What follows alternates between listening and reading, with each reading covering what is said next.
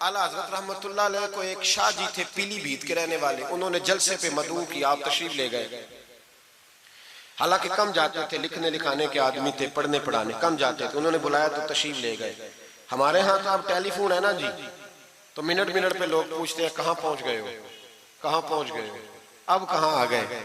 उस जमाने में खत होता था, खत डाल दिया जाता था, इस तारीख को जलसा है, जवाबी खत आता था, पहुंच जाएंगे। आला हजरत ने खत लिखा, शाह जी को मैं आ जाऊंगा। जिस दिन आला हजरत पहुंचे उनको पता नहीं था कि उनके आने का टाइम हो गया।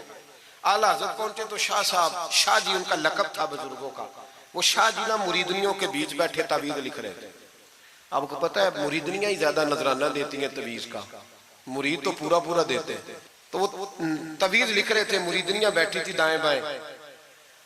आला हजरत जैसे ही पहुंचे नजर पड़ी, अब तो बड़ी मुसीबत है, कोई रोकने वाला नहीं। अब तो जाली पीर की सदारत में लोग जलसा कर लेते, उसे तस्दीक हो जाती है। इतने बड़े मुफ्ती बैठे थे मेरे जलसे में, हमने अल्लाह रसूल का दिया खाना है, तो खुदा का खौफ करना चाहिए, रसूलुल्लाह के दीन से वफा करनी चाहिए। गलत आदमी की कभी सपोर्ट ना करें, वरना नबी पाक को क्या मुंह दिखाएंगे। मेरे आला हजरत रहमतुल्लाह ताला अलैह जब पहुंचे, शाह जी को देखा मुरीदनियों में बैठे तो वापस आ गए। लोगों ने कहा वो तो आला हजरत तो जा रहे, तो जा रहे।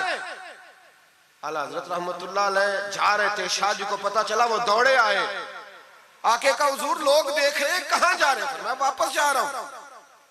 कहने लगे कुछ तो ख्याल करें, लोग क्या सोचेंगे।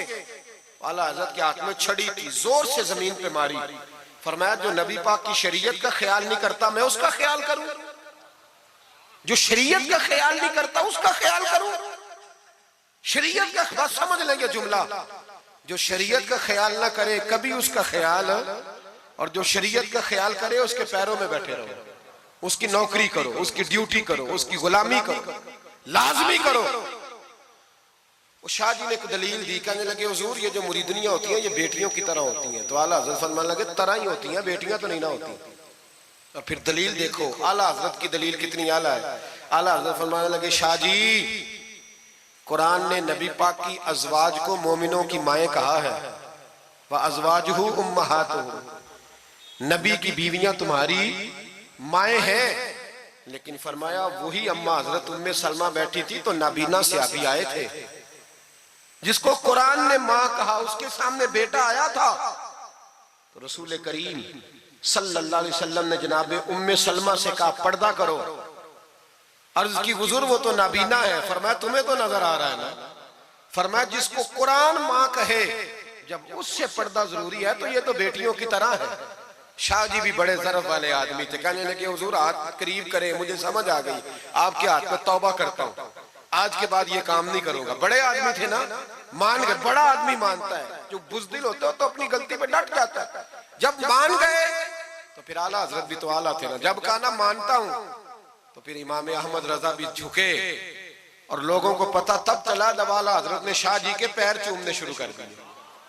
पहले नाराज होके जा रहे थे, मैं तेरा ख्याल, अब शरीयत पे अमल किया तो कदम चूमे।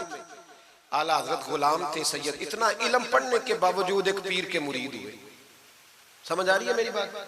मुर्शिद के मुरीद हुए, इतना इल्म पढ़ने के बावजूद, नौकरी की। हम तो जरूरत ही नहीं, जो बंदा 2-4 जमातें पढ़ जाता है वो तो कहता है मैं मुझे पीर अच्छा मिलता ही कोई नहीं जी। तो मैं कहता हूँ जब बंदा पढ़ लिख जाए और पैसे जेब में आ जाए तो फिर अच्छा पीर कैसे मिल जाए, इसमें शक नहीं, पीर भी गलत है। लेकिन अच्छे लोग भी दुनिया में मौजूद है, ये हो नहीं सकता कि अच्छे लोग हो ना।